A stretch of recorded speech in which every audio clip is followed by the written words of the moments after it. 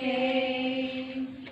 This is the day that will light in our memories, for reason to smile.